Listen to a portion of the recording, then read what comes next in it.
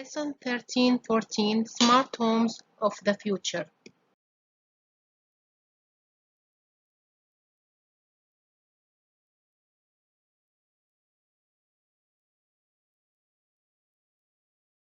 The VR platform from Creative Solutions. Speak to Charlie and he will control your living room media. Voice recognition on.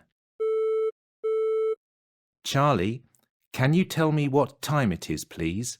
It is 7 o'clock, sir. Thanks, Charlie.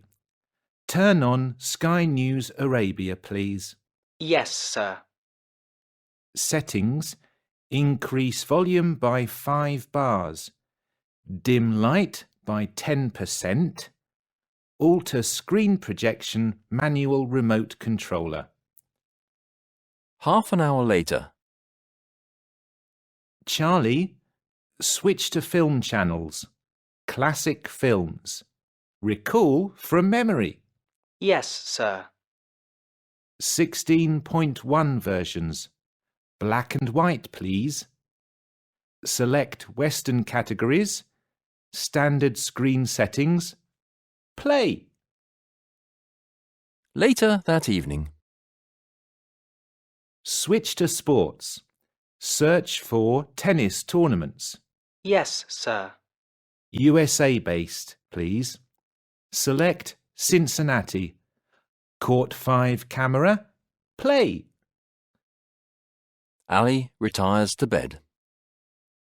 OK, turn TV off. Voice recognition off. Good night, sir.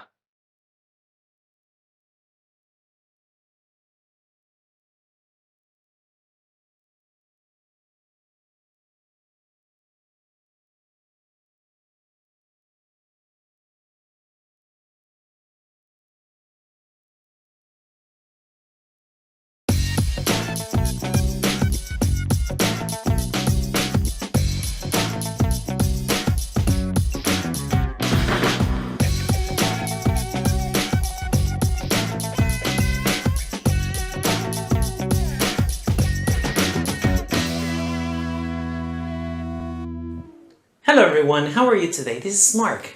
I'm doing great, thanks for asking. I'm going to visit Milan next weekend. I wonder, will it rain? Will it be safe? In this lesson, I'm going to delve into the difference between going to and will. So stay tuned.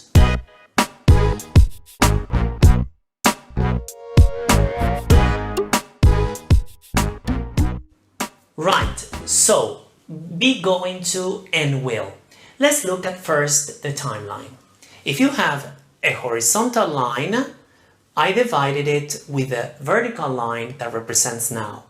On the left hand side you have the past, and on the right hand side you have the future.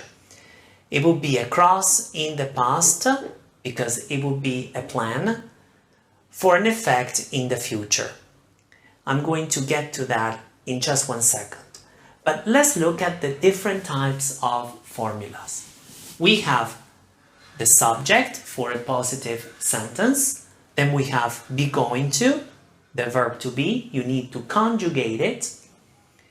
Then we have the base of the verb, then the object and the time expression.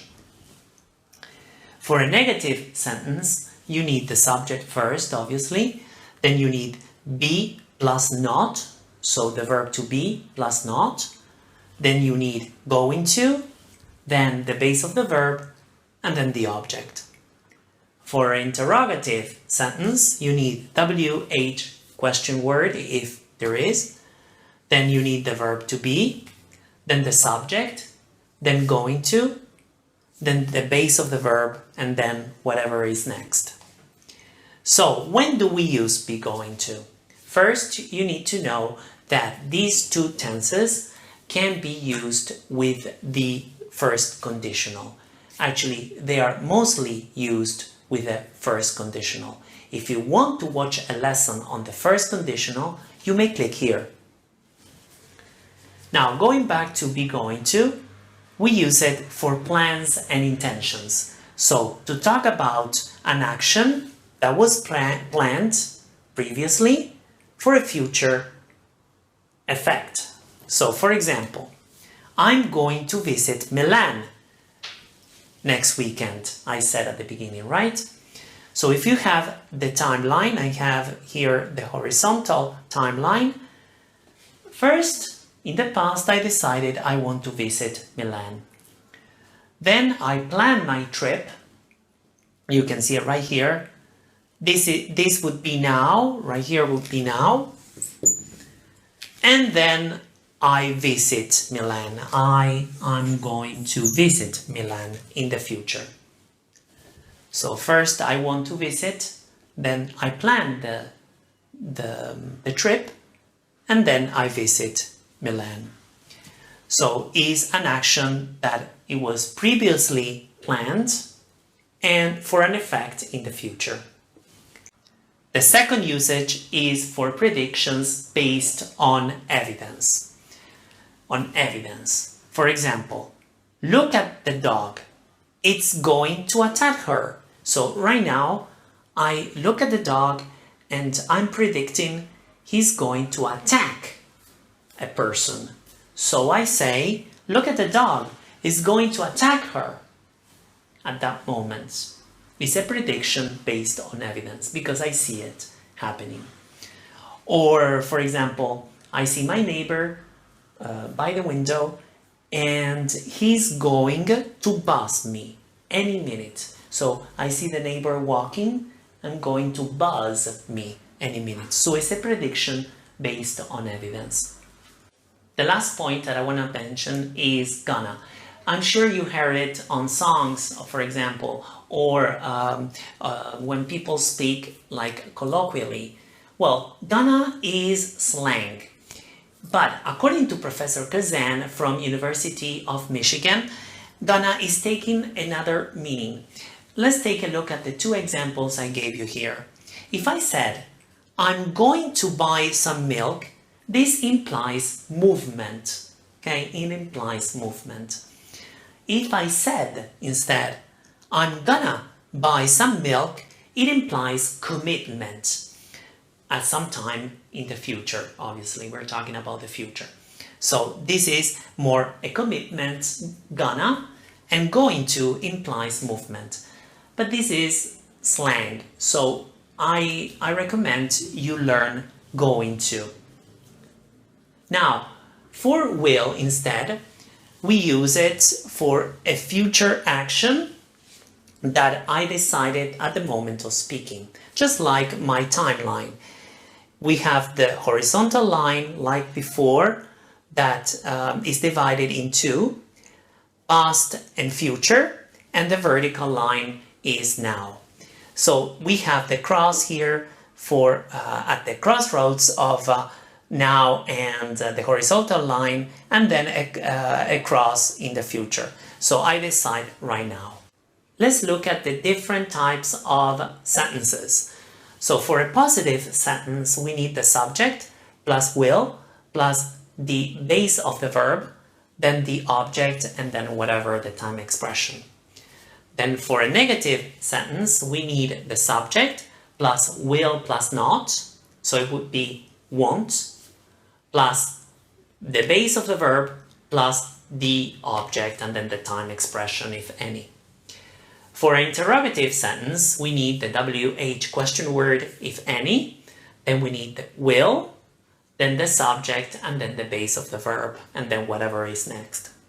I want to say that will is used when you want to use will, is usually contracted into I'll, just like my examples. I will explain to you just in a minute. Just to remind you that will is used for the first conditional. So the first usage of will is for voluntary decisions and promises. Like my example, I'll be careful while in Milan.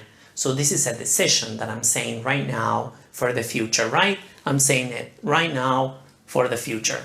I'll be careful while in Milan. Or he'll help you with your homework. He'll help you with your homework. This is a promise. So voluntary decisions and promises. The second usage is for possibility. Like my example. Will it rain in Milan? I don't know, but will it rain? It could be, right? Will it be safe? This is another example. Will it be safe? Now, usually is usually used with think, reckon, guess, etc. For example, I think we'll live on Mars by 2050. This is a prediction, but not based on evidence. But it's just what I think it will happen by 2050. Now, the third usage is for habits that are predictable.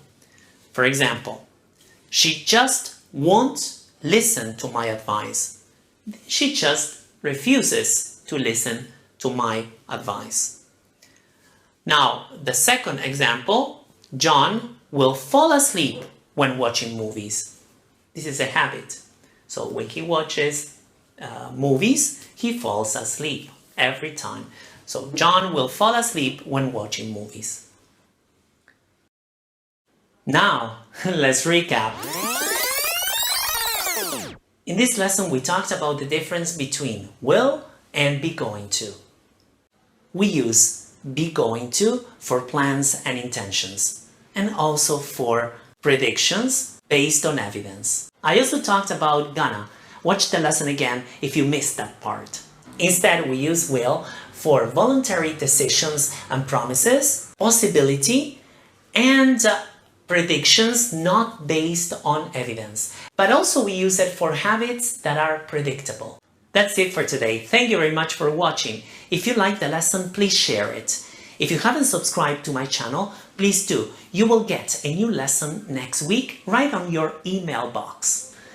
So, have a nice day and see you next week. Take care. Bye-bye.